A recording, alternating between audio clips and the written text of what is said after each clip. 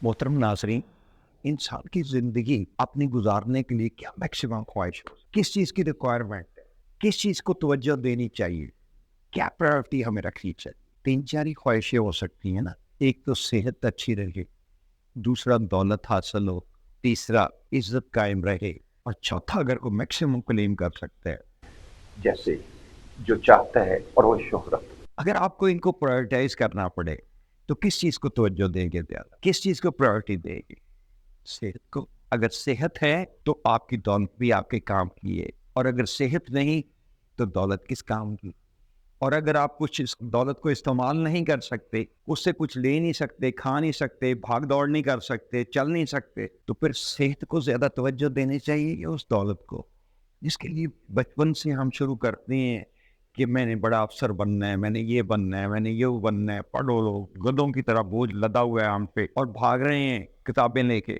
और सेहत को ना प्रायोरिटी देते हैं हम उस स्टेज पे शुरू में और नाम पात और पता उस वक्त चलता है जब सेहत खराब होने लगती है और जब आप सेटल होते हैं तो उस वक्त जब सेहत की तरफ तवज्जो करते हैं तो उसमें बहुत कुछ बिगड़ चुका हो, बहुत कुछ खराबियां हो जाती हैं और कई दफा तो मामला इस हद तक जाता है कि वो रिपेयरेबल नहीं रहे। और जब सेहत खराब होती है, आप सेटल हो गए हैं, दौलत भी आ गई है, इलाज भी करा सकते हैं सारा, तो फिर आप जो कुछ मर्जी खा लें। वो कहते हैं गई जवानी फिर ना आंधी पावे, लख खुराकां खाइए, विटामिन खा लें, जो मर्जी ले लें, जो अंदर डैमेज हो चुका है इंसान के वो वापस नहीं आ सकता। तो मैं इस मुख्तसर तमहीद का मकसद ये है कि दुनिया में जितनी भी चीज़ें हैं, जो भी किसी की भी ख्वाहिश हो, इन सारी चीज़ों में से नंबर 1 प्रायोरिटी, नंबर 1 दौलत, सेहत, और सेहत को प्रायोरिटी 1 मिलनी चाहिए।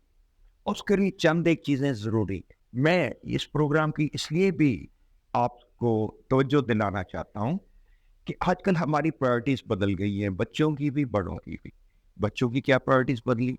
मेरे ज़माने में जब मैं छोटा था तो उस वक़्त तो फील्ड गेमें ज़्यादा खेली जाती थी। फुटबॉल खेलना है, हॉकी खेलनी, क्रिकेट खेलना है, वॉलीबॉल खेलना है, बास्केटबॉल खेलना है। आजकल बहुत कम परसेंटेज जो है जो इन चीज़ों पे तवज्जो दे रही है और मेजर परसेंटेज जो है वो घर से स्कूल जाती, कॉलेज जाती, वापस आके मोबाइल पकड़ लेती, लैपटॉप पकड़ लेती और अंदर बैठ जाती। नेचर हमसे डिफरेंट डिमांड कर रही है। नेचर चाहती है कि हम नेचर के असूलों के मुताबिक ज़िंदगी बसर करें। कैसे नेचर के मुताबिक? ये जो अल्लाह ताला ने फ्री शुआएँ हमें विटामिन डी दी है, जब आप खरीदने जाएँ तो इसकी अच्छी खासी कीमत, और जो फ्री अल्लाह ताला ने शुआएँ दी हैं विटामिन डी, इस नेचर के असूल के मुताबिक विटामिन डी के बगैर तो ना घास सब्ज़ रहता है, चाहे खाद पानी भी देते रहे, और हमारी हड्डियाँ कमज़ोर होने लगती हैं। हम जो दूध और कैल्शियम और सारा कुछ चाहे विटामिन्स मिनरल्स की शक्ल में लें, वो भी जज़ब नहीं होता जब तक विटामिन डी पूरी नहीं होगी, जो सूरज की शॉप से ले, और इसकी अफादियत को महसूस करें और सूरज की रोशनी को, उसमें बैठने को, सन बाथ लेने को सुबह और शाम के वक्त थोड़ी सी तरजीह दें प्लीज़, जिससे हमारी सेहत अच्छी रहेगी तो सब कुछ हासिल हो जाए। नंबर 2, ये सांस जो हम लेते हैं जिससे हमारी ज़िंदगी कायम है, और जब ये सांस नहीं होता तो क्या नहीं होता?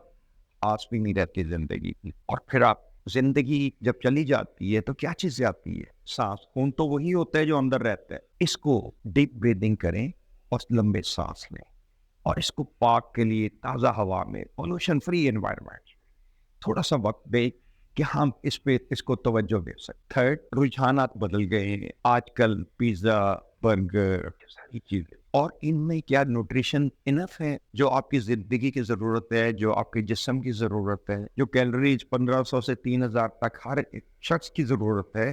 1500 उन लोगों के लिए जो बिल्कुल कम भाग दौड़ करते हैं, और 3000 मैक्सिमम जो बहुत ज्यादा भाग दौड़ करती है उनकी रिक्वायरमेंट है। तो क्या ये कैलोरीज उनमें इतनी है? क्या आप ले रहे हैं कैलोरीज, या अपनी सेहत को नुकसान पहुंचा रहे हैं जुबान के टेस्ट के लिए? मैं फैसला आप पे छोड़ता हूँ। नेक्स्ट चीज, क्या एक्सरसाइज जब हम करते हैं तो क्या इस जो न्यूट्रिशन को लेते हैं, जुज़्वे बदन बना रहे हैं, जुज़्वे बदन क्या हम जिम में जाके बना रहे हैं? फिर एक्सरसाइज अगर करते हैं तो क्या उससे जो जिम की कंजस्टेड एनवायरनमेंट्स है, क्या उसमें हमारे सांस की रिक्वायरमेंट पूरी हो रही है? ऑक्सीजन, फ्रेश ऑक्सीजन की पूरी हो रही है? क्या हमारे फेफड़ों को, लंग्स को ताज़ा ऑक्सीजन मिल रही है?